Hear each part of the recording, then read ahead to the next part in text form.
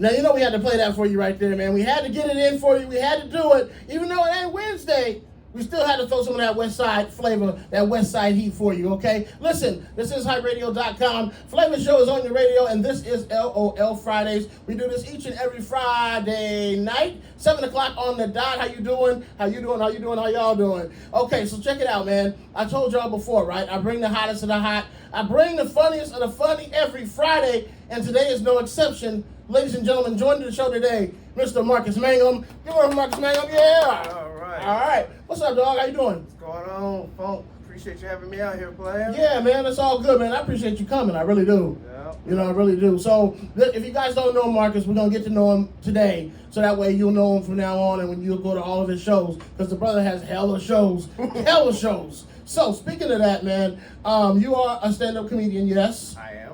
All right. How long have you been doing comedy? I think this year, 7 years in comedy. 7 years. 7 years, man. That's a long-ass time. Yeah. What made you decide to start doing it? Honestly, I never thought I'd ever be doing stand-up comedy. Mhm. I just went to one open mic Right. just because I wanted to see if I could do it. Yeah. Because I always seen on TV, like, man, I mean, I don't think I'm funnier than that guy. But it's one thing saying it and actually doing it. Right. Like, these people are on TV for a reason. So. Right. So I was like, I'm gonna do it one time, and I didn't tell like 50 people. I told 3 people. Okay. I was like, and Right, only 2 came to the show. Yeah, because it could have gone real bad, and you don't want everybody to know. Yeah, I'm like, oh man, he stunk it up. Ah. So that's just extra pressure, for your first time. So I went up there, I did 1 3-minute set at Laughs Unlimited. Okay, shout out to Lash, shout out to Jenny. And I just remember after the show going home like, I got it out of my system finally. And Wow. the very next day I was like, where's this open mic at? And I just started researching where to go, what to do, and that's how I got started. So you didn't have another comedian say, hey man, come along with me, I want to show you the ropes. You did it on your own. I did later on. Like I started just going to all the clubs or whatever, open mics, Right, whatever. right. Joined the SACT page, and I end up running into Lance Woods a lot for some reason. Lance. Every time I would go to Laughs, I would see him. I saw him at Kings games, and then all of a sudden we just started kicking it. And one night I was talking to him, and I was looking at comedy classes because I'm like, I don't know what the hell I'm doing. Yeah. And he was like, man, you don't need that shit. Just meet me at Strikes. right. That's Lance for you. So like that, maybe 2 days later, he had a show down at Strikes. It was one of Drew Burke's shows. Okay. And I end up coming out there, just watching it, whatever. And probably maybe a week later, I did 1 3-minute set. Right. And after then, he just took me wherever he went. Oh man, Probably that's for beautiful. maybe like a month.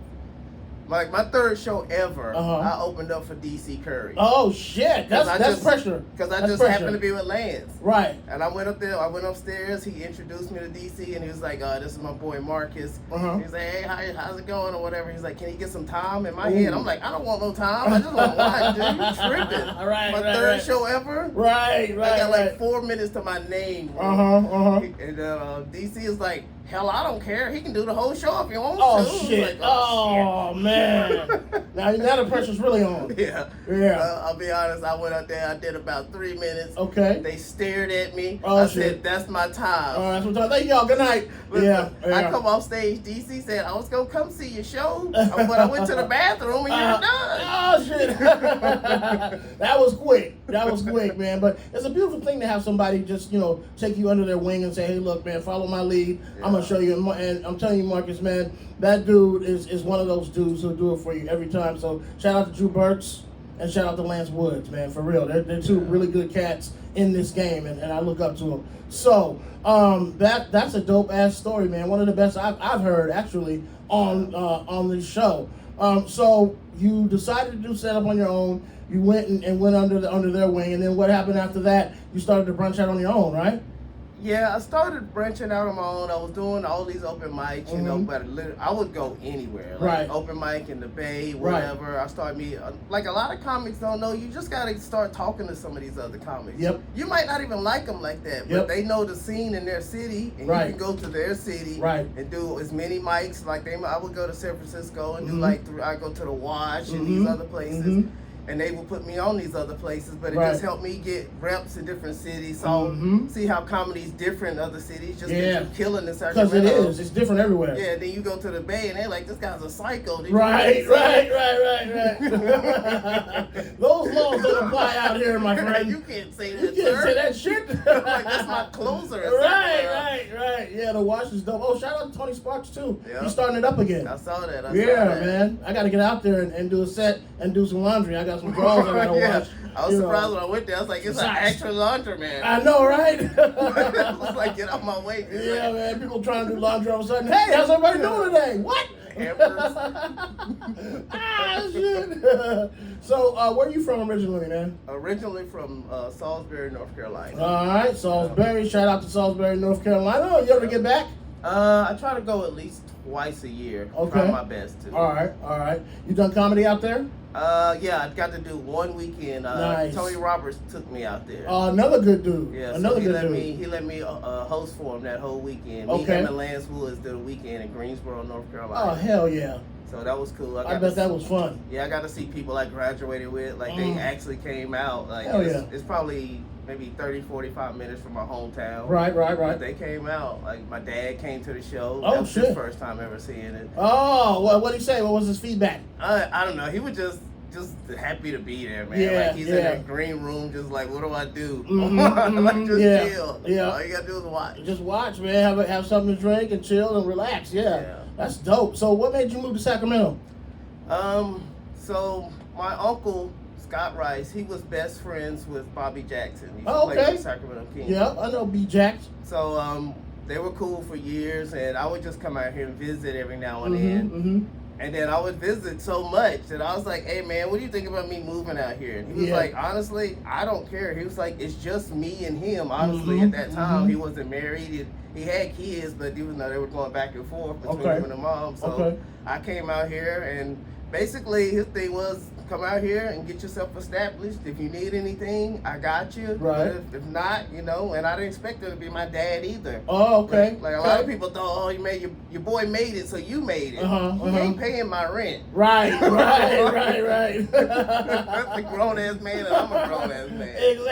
Exactly, man. Well, man, Sacramento loves to have you here now. I know you have at least 27 shows right now that you are a part of. You're hosting, you're producing, you're booking. Go ahead and lay out what you got going on right now.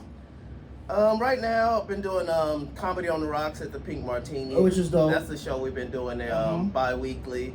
I've been doing Be Bubbly down in Napa. Okay. We do that monthly. All right. And then a lot of the other stuff has just been have a couple wineries that I do. Okay. So I have one up in Napa, and I was doing one out in in Galt. All right. But right now, mainly just focusing on Pink Martini and Be Bubbly now. Okay, and then you can't forget about Callback Bar too. Oh yeah, that's an open mic. But I mean, it's still your shit though. You know, so you gotta incorporate it. I think it's dope too. I go there all the time when you do your mic there, man, because it's not like a regular open mic. It feels like a showcase. Yeah. The way you run it, man, and you run it very well. Very well. Okay, so that's all you got, all of those 8 shows. Like, I'll do a lot of like spot dates or whatever, but as far as like just every monthly or bi-weekly, that's pretty much all I'm doing right now. Okay, you ever get a chance to do, I'm sure you do, but it's a pretty dumb question, but you ever get a chance to go out and actually be a part of another show that you're not running? Yeah, honestly, that's why I'm trying to get more focused on it right now. Okay. Like, I got so deep into the production side. Right. I got so busy making flyers and doing all this stuff. And as soon as I'm done with this show, I got to get ready for the next one. Exactly. Keeping up with ticket sales. And I'm like, man, I'm not even focusing on comedy right now. So I'm taking a kind of step back on the production side. And I've been working a lot in the clubs lately. Like Sunday, I'm opening up for Justin Silva. Oh, nice. So that should be cool. Punchline. Okay. All right. Sacramento Punchline? Yeah. All right. Cool, man. That's dope. A lot of people don't realize how hard it is to run a show, to produce a show, to book a show, to deal with comics, to deal with all of the personalities you have to deal with in order to make a show happen. It's a lot of damn work. Yeah. So I got to give it up to you, man, for having more than one. Because I don't know if I can do it. Plus, also, you're performing too. Damn, bro. Yeah. Man, you got energy. Just like the other night, I had open mic and my show at the same time. So wow. then I opened up open mic and I did the first 5. And then after that, I bounced and then I opened up the show at the Pink Martini. Oh, shit, that's right. That was when I saw you and you let Gabriel Alexander. I let him take over finish for the show, me. right? Shout out to Gabe, too. I wish I could get him on here. I'd be like, Gabe, come do the show. Okay, man, I'll do it. Oh, man, I can't make it. Like, come on, Gabe. Well, yeah, man, I'm going to get his ass on here. Yeah. Damn Mexicans, man. So, you can't say that, sir. Actually, I can. Because, that's my boy, so, he'd probably say, well, damn black people, But, yeah, man, it is what it is. So I'll get him on here. All right, so you got that stuff going on. Let me ask you this. You got to name your top 5 comedians of all time. Off bat, it's got to be Pryor, right? Chappelle, right? Murphy, right? A lot of people get mad at me, but for me, Chris Tucker. Oh man, why not? Well, a lot of people say he only had that short run, like little 20-minute set that you got him worried, but he had a run. Fuck it. But honestly, to me, stand-up was great, but his funniest thing was like Rush Hour. That was one of the funniest movies I've ever, I watched that movie so many times. Right. And it just reminded me, if I talked a lot of shit, that would be me. Yeah, yeah. And you know what? The funny thing is there's a difference between a stand-up and a comedic actor. Yeah. You know what I mean? There are comedic actors and then there are stand-up comedians. Yeah. And I think that he does better as far on the screen as a comedic actor. Even so, I have to stretch and say even with Eddie Murphy, he's more of a comedic actor, and there's nothing wrong with that. I mean, shit, they hook it up, man. They do the damn thing. But I'm saying that as far as pure stand-up and comedic actors. Okay, so that was 3. You got 2 more to go. It's more any females? Not to mind right now. Let me think on it. Okay. But another person I have to put in there is old school, but Red Fox. Hell yeah, Red. I loved Sanford and Son. Man. The fact that you can watch Sanford and Son right now and laugh is amazing. That show was made in the 70s. Mm-hmm. I watched that the other night and was dying laughing. And it's still relevant. Yes. Some of the same shit that was going on then is going on now, which is a trip. All right, one more. We got one more. Let me see. Who's my last one? Tried to force the Me Too movement on me. One more, and then you'll be good to go. Also, so far, man, honestly, home runs. Honestly, my last one, super old school, Rodney Dangerfield. Rodney Dangerfield, all right. I love the one-liners. The fact man. that you could do one-liners for an hour and a half. Crazy. What kind of memory do you have? Crazy. I can't write one-liners. I try. I just don't have the knack. Yeah. I talk too much. That's just so many lines. He's doing it for hours. Right. And I mean, they're all funny too. Yeah, and he's kind of putting it in story form, but it's all a bunch of one-liners. Mm-hmm. When he runs up to his punch, it's that one-liner, boom, and then he just builds around that one-liner. I mean, it's brilliant, man. All right, it's cool. That's your top 5. I'm not mad at that. Yeah. I'm not mad at that at all. How about some of your favorite places to perform? One's got to be Punchline. Right. I love how it's kind of big, but it's intimate at the same time. Yeah, it is. If you've never been to the Sacramento Punchline or San Francisco Punchline, make sure you get a chance to go out there or come out here because it's an experience that you're gonna love. Another place I like to perform, Rooster T. Feathers. Okay. Sunnyvale. Okay. They got a nice venue. Right. That was I did pretty good at a competition down there, so did you now win? I like it. I came in second. Nice, that's what I'm talking about. But out of 150, I'll take it. Hell yeah, out of 150? Yeah. Shit. They kept doing the competition, so every week you would have to keep coming back. Oh, wow. So did they have you do new material every time? Or? You could do the same material, or if you wanted to switch it up, it was up to you. But okay. It was crowd vote, so it didn't matter. Oh, shit. Yeah. So okay. Some people came back. A lot of people didn't come back for all around, so you could do the same material. How do you feel about competitions? I hate them, but they're necessary. Well, what do you mean by necessary? I feel like everybody at least wants to measure up themselves against everybody else. Just to see how do I stand in comedy, or what does everybody think of me, or just, honestly, for me, just a curiosity. Everybody does them. I want to know how it is to do a competition. I want to be a part of it, see how it goes down. And if the grand prize is enough money, you'll do it anyway. Yeah. But then, I know. But then sometimes with competitions, you just don't know, man. Like, you could go up there and murder, and they be like, you're not what we're looking for. Right. And somebody could talk about something, they might have got 4 laughs. 4. And they're like, welcome to Hollywood. Exactly. Like, come on, man, for real. This motherfucker here, you know what he said just about 2 minutes ago, and I was up there, was laughing. Fuck y'all. Yeah, it'll make you want to just say, I ain't doing no more competitions ever again. I had a stretch last month where every show I did was a competition. It's weird. I don't know how it happened, but I was like, I'm done with competitions. Now I'm in 2 or 3 more. I just don't understand it, man. I mean, it's a real, I don't know, it's a punch to the ego when you don't win. Yeah. You know? But then again, if you place high enough,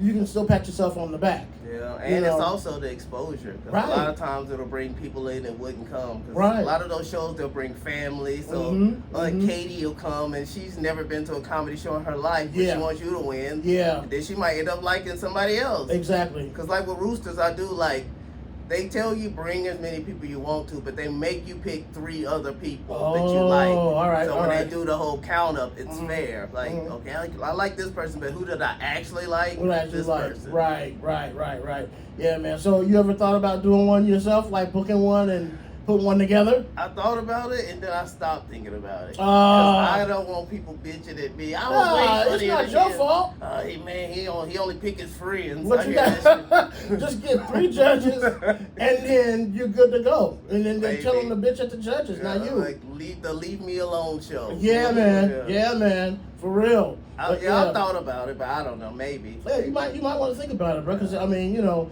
everybody's doing them, and I know you do a hell of a job. You got venues, you know, so you could definitely do it, man. Yeah. Definitely do it. So is there something that you haven't done yet in your stand-up career that you're dying to do? Honestly, I'm just trying to get to the point right now, being honest, just a traveling feature. Okay. And just see how it goes. Right. I have no ego when it comes to this comedy thing. Right. You can't. I didn't know what I was doing. Hell, I still don't know now, but I'm trying to figure it out. So honestly, I'm just going as it goes, but I'm also working my ass off trying to get wherever I can get. Like, that's facts. Being lazy won't be the reason I didn't make it. Hell no, not this cat. Not lazy. What? That's like oil and water, man. That shit don't mix. Man, I just felt like when I went full time with comedy and I quit my job, this was my job, and I treat it like a job. Right. Like, I get up in the morning, I do my social media, I do whatever. I got my, like, I make a game plan of what I'm doing, because this is my job now. Check your emails, all that good shit. Everything. Send out emails, all of that, man, all of that. Oh, speaking of competitions, you know, We on the Laughs is not doing a competition, but they're doing a festival coming up pretty soon. Okay. Actually, it's in a few months. But I did see that. Registration's open. I registered for that shit. I said, fuck it. You know, why not? Yeah. I did a few shows with them, so hey, they should pick me, right? Yeah. Maybe. We'll see what happens, though. It'll be fun. I'm looking forward to that. I want to get Tyson Paul on the show, too. Yeah, Tyson's cool. Shout out to Tyson. He's a good dude. All right, so that's where you at with it for that, huh? Yeah. Okay, cool. So no ladies on your list? Not for me, man. I mean, I hate to you box me in like I'm that, sorry, but I ain't gonna lie either. You better pick a lady. Yeah, no, okay, because some cats do. Blanche from Golden Girls. Blanche. Oh shit! Wow. Okay, so all right, so we already ran down your favorite places, right? Yeah. Okay, you said Rooster Teeth, Punchline, and honestly, just I know it's small time, but Comedy Spot, because that was one of the first places that got me on. Yeah, I remember Comedy Spot used to be banging. It still is, but it used to be different. Yeah, the first show I ever produced was at Comedy Spot. Robert Berry gave me a show and was like, I can't do this. What do you want to take it? And I was like, I guess. And I didn't know anything about doing anything. Right. Well, shout out to Robert Berry, man, because he's a good dude too. Yeah. Man, you've been surrounding yourself with good people, which is dope, because that doesn't always happen. Yeah. Like, you know, for me, early in my career, I didn't surround myself with good people. Yeah. You know, but there was a few, but for the most part, no, it just wasn't happening. But that's a good thing that you have ran into a bunch of good folks that helped you along the way and helped you do your thing, you know? Is there anybody you want to say what's up to? Gotta say what's up to the wife. She'll kill me. Danielle. What's up? Even though she's probably not even watching, she probably watching some How to Murder or some shit like that. Well, you can show her the feed after. All she watches murder. Murder mysteries? I'm not around, you know who did it. Snapped? Yeah, that shit's crazy, man. That's just crazy. Who else? Let me shout out Gabe Alexander. Yeah. Lance Woods, Tony Roberts, the homies. Tristan Johnson, gotta get him up. That's my homie. Yeah, love Tristan. But I know I'm gonna forget somebody, so stop me. You gotta stop me. We always forget folks, man. We always forget folks, but that doesn't mean just because we forgot them that they're not there or we don't value them. So, you know, if you did forget some folks, he still values you. Don't worry about it, all right? Don't worry about it. Shout out to all the venues that let me produce shows. Oh yeah, for real, because that's a big thing, man. It's hard to get venues to trust you. Yeah, that's a huge thing. Because they said, okay, is this cat gonna bring numbers? You know, are we gonna make money? You know, because that's the bottom line when it comes to booking venues, folks. Is if you can bring them money, they will mess with you. You know, that's just how it goes. And it seems like, well, damn, that's all they're in it for. Well, yeah, they're a business. You know, that's exactly what you want. You want someone in a venue that's business minded. That way you can succeed. Because if you get some old ghetto shit, forget about it. You ain't gonna go nowhere with it. Nowhere with it. So yeah, man, it's not easy. So shout out to you for doing that, man. That's real big. So what do you got coming up next as far as your shows? Give me some dates. I know May, I think 24th through the 26th, I'm hosting for Key Lewis at Punchline. Oh, Key! Shout out to Key. That's one of my oldest friends. Yep, so we're doing that weekend. I told you I'm doing Justin Silva.